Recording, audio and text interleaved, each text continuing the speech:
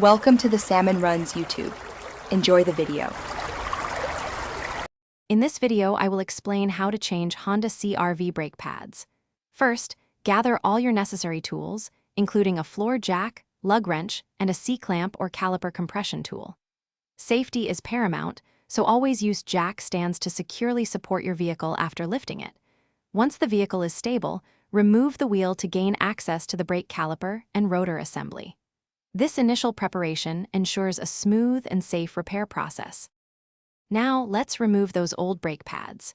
Begin by unbolting the 2 caliper guide pins, which allows you to swing the caliper assembly upwards or remove it completely. Gently slide out the worn brake pads from their mounting brackets. Take a moment to inspect your brake rotor for any deep grooves, cracks, or uneven wear.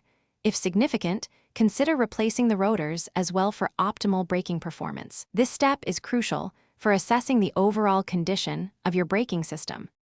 With the old pads out, it's time for the new ones. First, use a C-clamp or a specialized caliper compression tool to push the caliper piston fully back into its bore. This creates space for the thicker new pads. Next, install any new brake pad shims and anti-rattle clips onto the caliper bracket.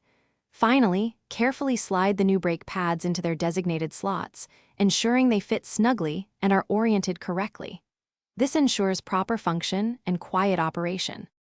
To finish up, reassemble the caliper over the new pads and rotor, tightening all bolts to the manufacturer's specified torque.